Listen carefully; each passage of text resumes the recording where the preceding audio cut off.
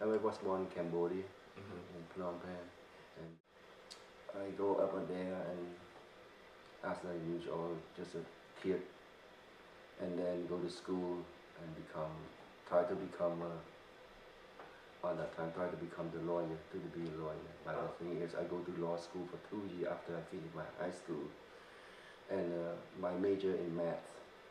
And what happened is just like talking, debating. So I think maybe the lawyer is the best for me. The country fell apart in 19, I believe, it's 19 on the 60s, 60, 69 it fell apart because of a huge conflict with the war, Vietnam War, and outside. What that time I was joined because I had no choice to be joined to be an Air Force pilot and become a pilot. But I saw I went from the air. Oh, okay. We just Cambodia fight with the communists because they set up like Khmer Rouge. Yeah. Khmer Rouge, yeah, Khmer Rouge fight with Cambodia government. See, so Oh, yeah, okay. yeah, and American support government to fight with the Khmer Rouge at that time, and then because American had the conflict, had war with Vietnam too, and then come into Cambodia to help Cambodia fight with the Khmer Rouge too. See, so the Khmer Rouge support by communists, the Viet Cong from Vietnam. Yeah, North. The Vietnam over there, the Vietnam fight each other. Yeah. Same thing, red and blue fight each other, something like that. Because the government fight with the Viet Cong, and Viet Cong wanted to invade all of Asia, which is include Cambodia to become, the state of communists. Yeah. I was a pilot, and then I came to Thailand to train it as to fight, to be fighter, and to be an observation forward air controller pilot. Oh, okay. And on that time, and then we Americans, I think in the 72, 74, no, they signed that they don't have a uniform or American anywhere to fight. Yeah. But we tried to do the best we could. We take the picture, and I got shot down. In behind me is American flag, but he in a civilian. Yeah, he's a friend of mine. He used to be my instructor too, but he fly.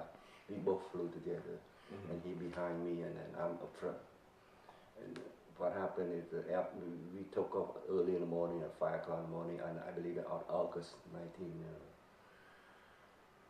He called maybe 1973, and then go up to the coast to take the picture, make sure that how advantage also our troop, Cambodian troop with the red, with the fighting, something like that. But I get shut down, and then my leg couldn't move no more. But the airplane okay, the airplane we can fly. So we landed in next to the airfield over there, the small airfield. I think the Kampong Spoo. We landed there, and they took me by helicopter to the hospital. Oh, okay. Okay, and then what happened is the doctor, he's a French doctor, he wanted to cut my leg.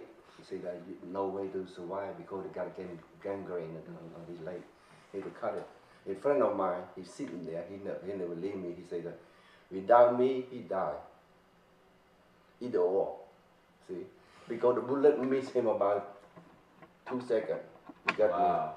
So got me my leg about, and he's told me after that, after the match, he's told me that I cannot leave you alone. I have to go with you everywhere you go. If we shut down, I have maybe carry you run.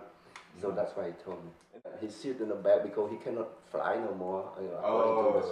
But he want to see what happened over there. So he had to put his civilian to fly with us.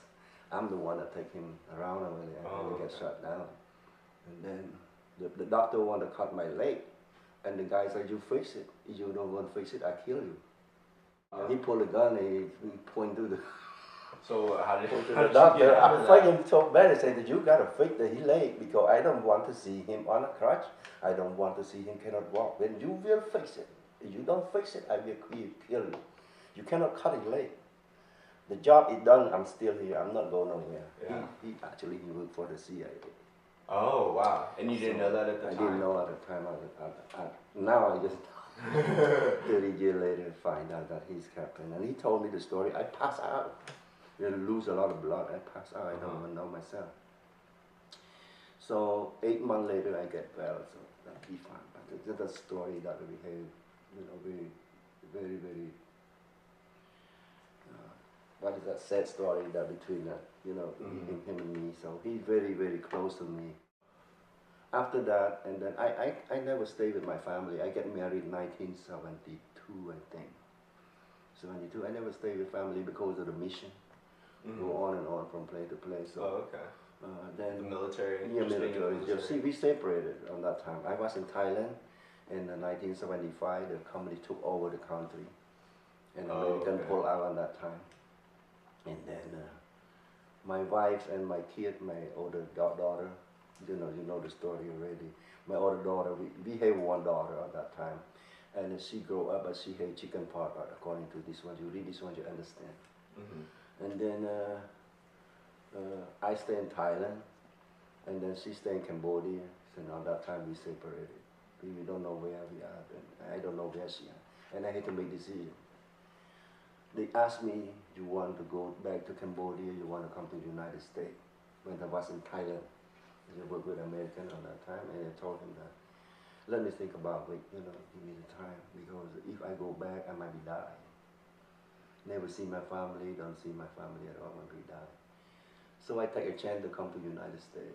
I told him I come to the United States, on that time, 1975, at the end of the year, April or May.